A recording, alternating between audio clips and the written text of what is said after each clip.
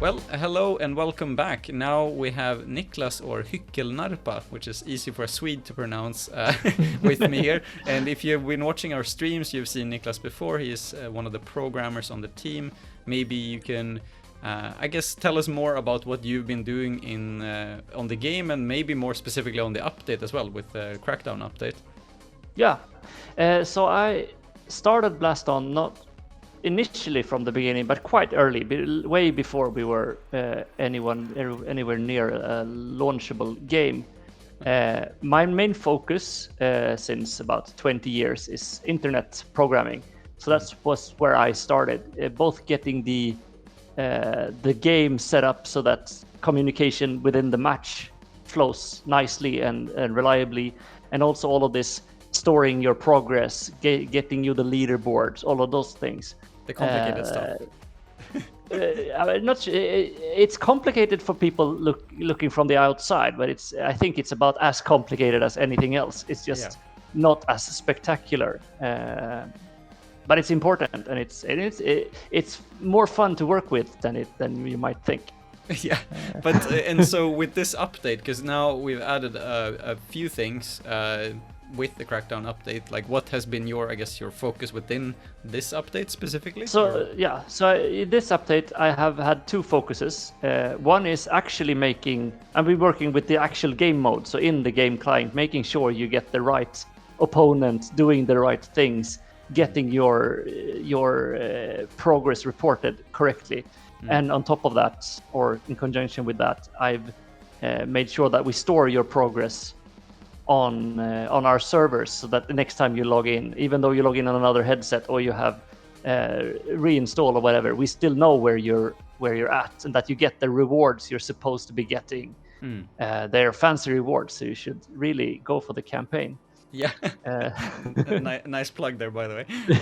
Yes, but yeah, actually, one of the questions are more, I guess, geared to the single player campaign, because, and I guess a part of it is the progress. But like, what more or less were the biggest challenges with this? Because I from my perspective, this new mode that we have in the game is almost like a separate game, right? Like, I know that we're reusing some parts when you face a robot, or how you say it, but it's still a different part of the game. So like, what was the more, I guess, challenging part for you to work with this?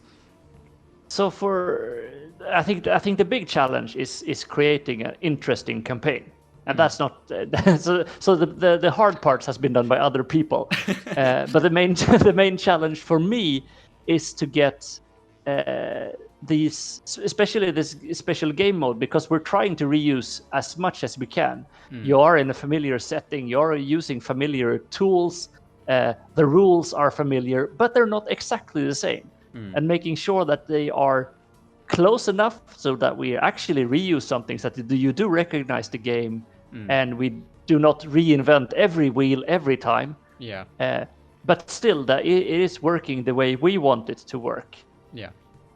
Getting that balance has been a bit of a challenge, and it took quite a bit of ironing it out to figure out exactly how much we could just copy, how much we needed to change, how much we could actually reuse. And there have been strange, small things happening that wasn't really intended, but they're also fun, where you get like some aspect of the original game you didn't really want, but you didn't think of removing it. Yeah, I guess it's like is it a bug or a feature kind of aspect that sometimes comes in. And yes. Yeah, and the one interesting part too, because I think people who are watching, maybe they don't know maybe that much about programming or such, but I mean, I feel have dabbled a bit with it, is that like there is a lot of creativity in those I guess restrictions that you were talking about, that like, while it's not creativity of like drawing or like actually making something visually, it's like how to solve this challenge by, like, when you say reusing, it's like reusing code, right? And like applying it to different places so that the game flows good, because that's also like a main aspect of it. We've talked about optimizations previously too, but like and I like that aspect of it too, and I think that's probably has been I would assume is a challenge for you too. So Yeah, it's a challenge in many dimensions because it both. I want to reuse this code because that makes me develop give you a new game mode faster. But also next time, if we need to add yet a third game mode, how much do I need to prepare the things I have now so I can add a third one? And what's a third one gonna be? This second game mode. We now know what it is. We didn't know that a few weeks ago because we were still figuring it out. But the next thing we want to add, should I start cater for that and so on? And those challenges are interesting. I guess, is that what you would call future proofing, or am I wrong yes, on the a little bit. buzzwords here? Future proofing, yes, we could call it future proofing. Okay. It's also usually we as programmers we tend to want to future proof a bit too much. Yeah. So we have this really simple problem. Let's do this super complex solution that can solve any problem. And that's you don't need to go there either, because then it's going to take me 2 years to give you the next game mode, and we don't want to wait 2 years for the next game mode. No, we don't. And I mean, luckily we won't, at least for this time, for this update, because it's now when we're recording this, it's a bit earlier, but it will be releasing now. So but we do have some questions from the community that came in, which was kind of interesting, and some of them very technical. But so one of the questions was, do I face players in my own region? And I guess to answer that question, it's like, do we even have regions? Like, how does that work, I guess? Yes. So we have several regions. Actually, I had to bring me a cheat note here to just to remember them all, because they're quite many. So we have 2 US regions, one for the West Coast and one for Center and East. Then we have one Canadian region. We have one European, or one EU, sorry. And we have a Russian region as well. We have Japan. We have one called Asia, which is a little bit broad, but it's I think the servers are actually in India, but I'm not super sure. We're actually renting these servers from another company, so we don't provide all of this. By ours. We have this as a part of the offering from our helpers there. But so I don't, just like a follow-up to that, I guess. So when people say region and we say server, they're pretty much the similar thing. Like yes, it's the closest server that you're going to connect to be able to play the game, right? Yes, and a server is also, it's a bit of a simplification, because there are a lot of servers in each region, and there are mechanisms to make sure that, because for you and me to play, we need to be on the same server, but you and me, we only connect to the same region, and then the servers figure out, okay, these 2 people need to move them to the same server in that region.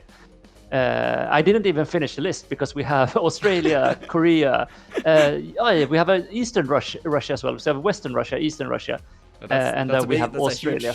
In Australia, Eastern and Western Russia is like very, it's very far apart. So it's very, very far apart. And we do have South American servers as well.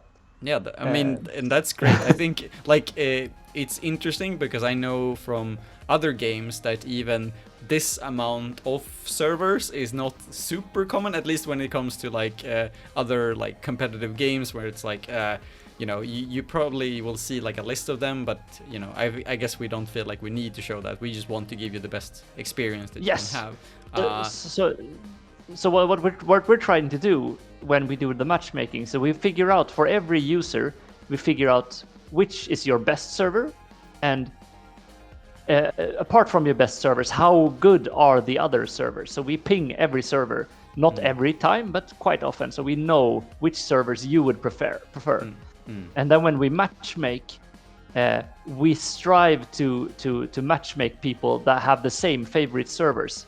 So we actually have a cutoff. I say I can only play on servers that are, I think, I don't remember the exact number, but somewhere 200 milliseconds away. And these are my 6 servers that fit that description. So in my case, it would be EU, the Western Russian, maybe the US and Canadian servers, the Eastern ones. Yeah. And the Asian one, but most likely not the Australian one, and maybe No. not the US West one. Yeah. Depending on how fast my internet is also. So But, it's the total from my headset all the way to the server. That's what we measure. And then we try to match people that have at least one server in common. So if you also have the Russian server and I have the Russian server, we can be matched, and then we play on the Russian server. Yeah. So that's how we try to do it. Yeah, and I mean that is a very interesting thing, and I mean one thing I want to kind of point out too, because I think we have spoken a bit about it when we streamed earlier. And by the way, if someone is watching this and haven't checked that out, it was really funny when we were watching the games. But is that you mentioned like 200 milliseconds, and like I think for Blaston, this is not a community question, but it's really interesting that despite like with the Oculus Quest, being wireless, the connections might not be as stable as like a wired headset. Still, like the experience in Blaston, at least from my perspective, is like really good, even though if you have pretty bad connection. Like if you compare it to, I guess a shooter game where you have like hit scans, since Blaston has like projectiles that move pretty slowly, like even though you have a pretty, I wouldn't say bad connection, but like less suboptimal, then you can still get a pretty like okay experience. Is at least my my assumption that I hope is fair. But we're gonna move on to the next question, and I get this. I'm almost not sure if this is a programmer question, but this is more of a community question. But the question is, what are the main regions then for the game? And I mean, I guess from a community perspective, I would just say America, because that's where the most of our target, like the target audience for VR is these days. But I mean, it's also growing everywhere. But I'm not sure if that's, maybe I'm missing something in a programmer aspect when it comes to what a main region is. But would you agree there? Yes, so I have. We know where you're playing, since we need to know.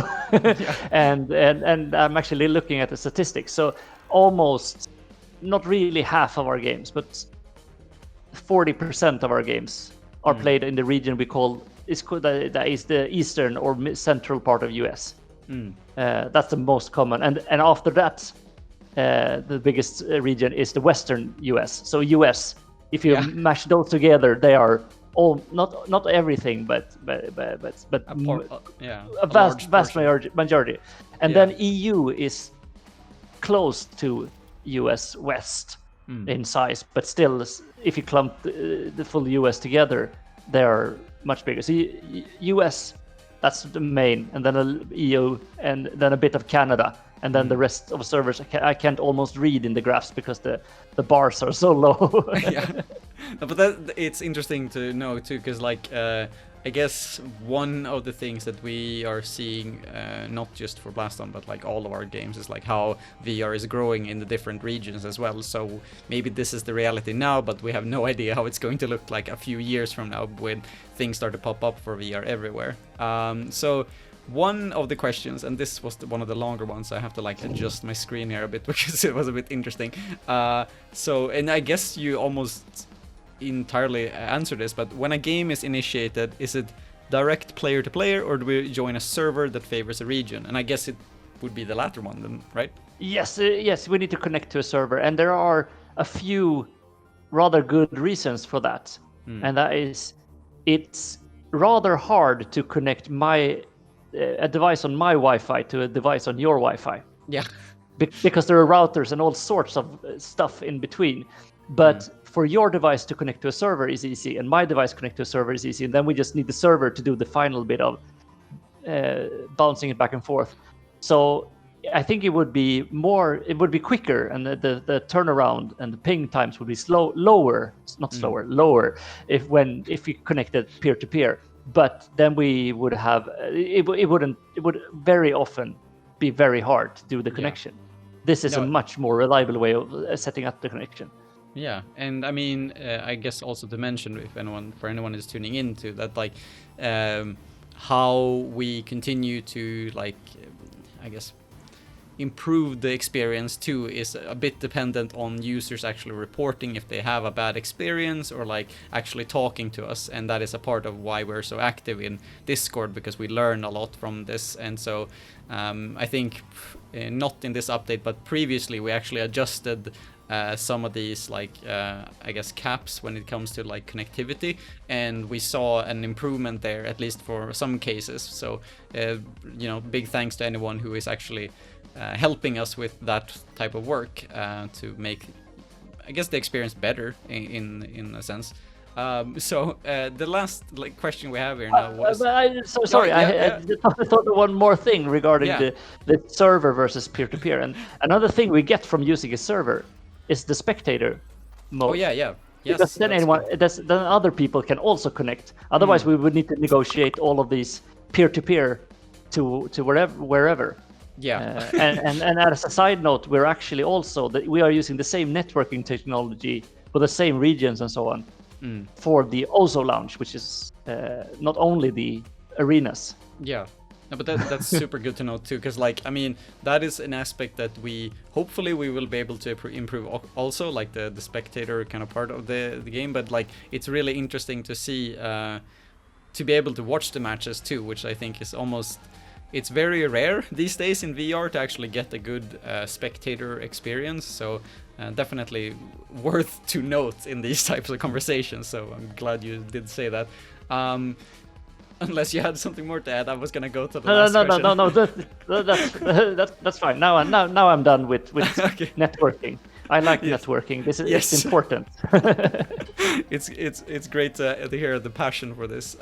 So the last question, because this was mentioned in the Discord earlier, that now with this update we are going to introduce like a warning feature, I guess, or a system. So previously in the community, we've unfortunately, when people break the rules or our code of conduct, we have to ban them, and we do that dependingly on how severe the breaking of the rule is. It's a different time, but now we're going to introduce a warning system, and I have had the pleasure of getting a warning from you, so I know how this works. But I mean, maybe you can explain what happens when someone gets a warning in the game. So it's quite simple. As a user, if we find out that you've been misbehaving somehow, most likely you will write a text that is then next time the user logs on, the user will get the message. So the menu will go away. You will get a message saying, "We've seen you do this and this and that. Please stop or read our terms or conditions or." So on, or come to the Discord and we'll talk about how to be a good sportsman. And we of course keep a record of that, so we know who we've been warning and so on. We can read these messages in hindsight. So it's like a first step, rather than saying ban, you're out, never come back. We can first say please behave a bit better, and if that doesn't work, we still have the ban hammer. We haven't removed that one. No, we don't. And I think also just kind of mention, because this is an important aspect of the game, because like how you behave is feels so real sometimes in VR. So it is important that we have these kind of systems to, I guess, promote people to be, as you say, sportsman-like. But yeah, and hopefully that warning feature shouldn't scare people. People should be happy that we can now warn people instead of just instantly ban you. Yes. But so it's a nicer way, and we should get a good. Let's hope we get a good result by just telling people this is what we expect from you. Please be nice. And with that positive last note, we're going to end it here. So thank you so much, Niklas, for taking the time to answer some questions. It's been really enlightening, so thank you. Thank you.